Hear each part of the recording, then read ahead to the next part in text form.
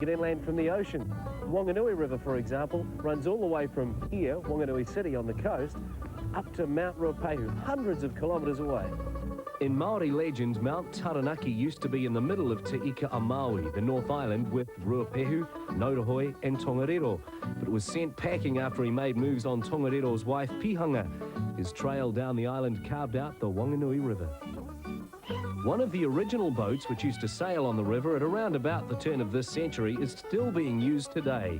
The Otunui is operated by Jack Dodd, who's used it to take thousands of tourists up and down the river over the past few years. Jack, the Whanganui used to be a bit of a hustling, bustling, go-ahead sort of a river, didn't it? Oh yes, it was one of the main highways for the early Maori people and certainly the early Europeans. And before the main trunk railway line was put in between Auckland and Wellington, one of the main routes of travel. And then, of course, when the main trunk line opened up between Auckland and Taramanui, people would travel mainly by train to Taramanui, spend the evening there and board these vessels between 6:45 a.m. and 9 a.m. the following morning for Whanganui. Now, it used to take 2 days to get from Taramanui down to Whanganui, and it used to take 3 days from Whanganui back up to Taramanui.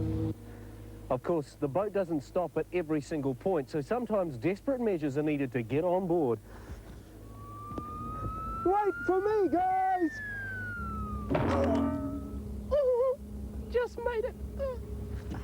It was a day much like today, back in 1908, when one of New Zealand's greatest sporting superstars defended his world sculling title right here. Never heard of William Webb? Fair enough, was back in 1908 after all. But back then he was a big enough star that they even considered changing the name of his hometown to Whanganui. Imagine changing Auckland to Lomuland. William Webb, also known as Whitty, raced up the river against a challenger called Ernst, and most of Whanganui turned out to watch and cheer him on. They thought he was so good no one could even imagine that he'd lose.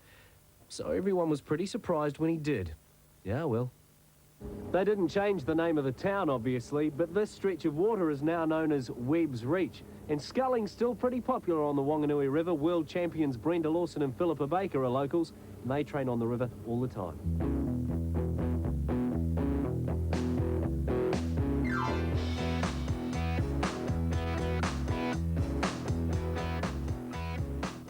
I don't know about the rest of them, but I'd be worried about me steering this thing.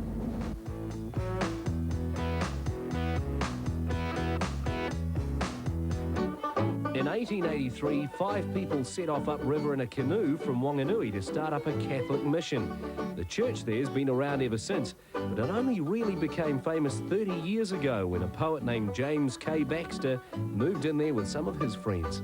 You can't get there on the Otunui anymore because the river's a lot lower than it used to be. Silting and deforestation have done that for us. They say the river has a special way of flowing through Whanganui, Jack. That's right, Steve. The mud floats on the top of the river here and the water on the bottom. The upside-down river. Upside-down mud.